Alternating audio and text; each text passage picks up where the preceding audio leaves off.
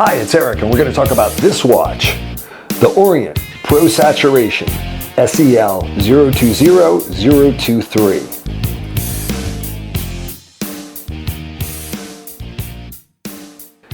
This watch is a beast, and yes, it's owned by Seiko. But really what I'm here to talk about is the capability of this watch. It is essentially a Marinemaster on steroids. And do I believe this is a better dive watch than a Rolex Submariner? Absolutely, without a doubt. This thing is big. This is 46 millimeters, almost 46 millimeters in diameter, 17 millimeters thick. It's a 260 gram watch on the bracelet, 170 on the rubber strap. This thing is a beast. So when I went to go try this watch on, I figured I'd wear it for a week. And I put this thing on and I was like, oh my God, this is too big. It's too big. After a day, I was comfortable with it, and now I love it. I love this watch, and there were things I didn't like about it. There's still some things that bother me that I'll talk about, but I think it's a great watch. I think it's a great dive watch. Even the lens on this is 5.5 millimeters thick. This thing is big. It's a big watch. And also, you know, Orients are known to have some complications on them. So even I think the Bambino and those smaller dress watches, they sold well because they were inexpensive with complications, and Seiko didn't do that. Well, this watch also has a complication. It has a power reserve indicator, and it has the date, but it has a power reserve indicator too. So the question is, if you're diving, would you rather have a date or a power reserve indicator? I'd rather have a power reserve indicator for sure. And of course it has both. I just think it's more valuable to dive with. And the question is, would you rather dive with the Rolex Submariner or this watch? It's easy. This watch is the dive watch you want to dive with. It's a better watch to dive with. I love Rolex Submariner. I think it's a beautiful watch. It's beautifully finished and amazing movement. It's jewelry too. I hate to say that, but it is. It's not something you want to go bang around in the ocean. So this watch is very much built for that. And I'll go into some details and we'll talk about it. Thanks. Okay, so up close with the Orient Pro Saturation. As I said, it's pretty big. 45.7 millimeter case, 17 millimeters thick, 53 lug to lug, but 49 drilled lug to drilled lug. And the reason why I say that is when you're using this rubber strap that comes with it, I mean, it actually goes straight down. The bezel is wide and super grippy, and the action is beautiful.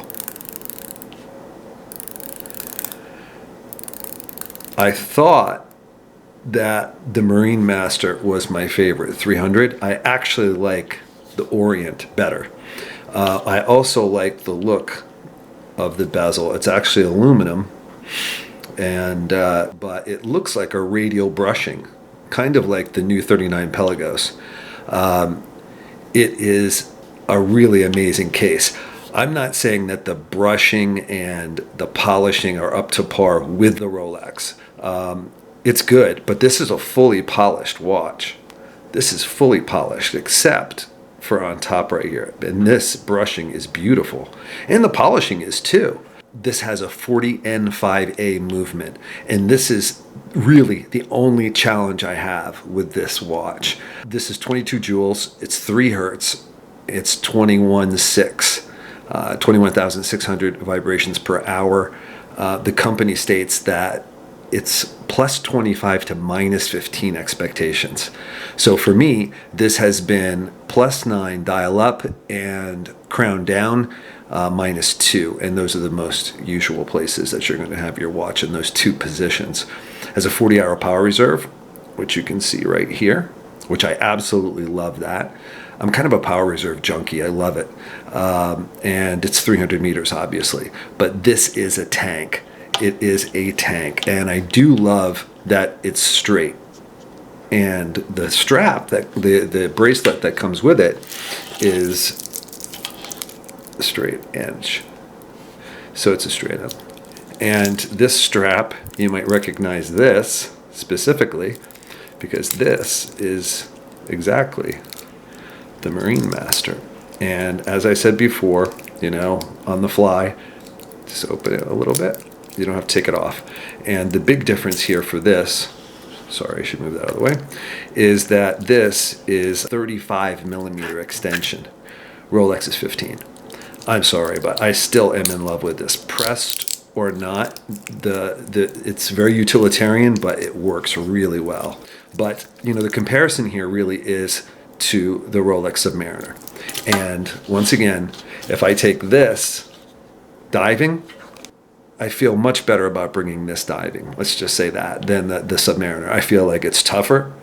I feel like it's bigger, easier to grip.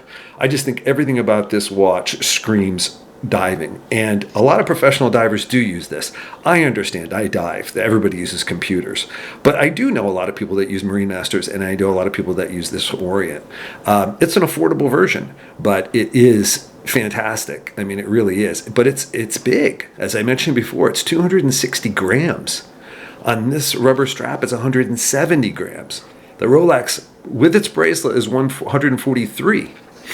But, the Rolex Submariner is dainty compared to this, really, seriously. I think that you could, use this as a hammer on the Rolex. And I'm a fan of the Rolex. I love it. But we're talking about specifically diving. This one is a fantastic watch for diving. Really just fantastic. And the strap that comes with this is just beautiful. But the other thing that's fantastic about this, since it's straight, is that this with an isoframe or anything is going to be right into it. I mean, it's right up to it. There's no gap. I mean, that's fantastic. This is just amazing for a rubber strap. And I just think it's a really great watch in so many ways. And just to give you another example, this is the springboard tool. This thing is crazy. You talk about an overbuilt springboard tool. It's amazing. This thing is unbelievable, this springboard tool. It works really well, obviously, but made to change spring bars on this watch. It's just that everything's overbuilt, even the springboard tool. So the bottom line is, I love this watch. I love it. I think it's far better than the Rolex is for diving. Once again, for diving, I think that this is easily better than the Rolex Submariner. So there you have my thoughts, and we'll do a wrist shot and lume department. I already tell you it's owned by Seiko, so that tells you enough. So thanks, and we'll get some wrist shots and lume shot. So here you have it on a 7-inch wrist. It's big, it's thick. You have to have it tight, but it's comfortable. It's a comfortable watch. And you get used to it quickly. It's super legible. It's a really fantastic watch. And let's take a look on a suit. So here it is with a suit. And would I wear it to work? Absolutely. Does the cuff fit around it? Absolutely not. Just don't care. So I still think it looks great. I think big watches look great with suits. Let's take a look at the lume.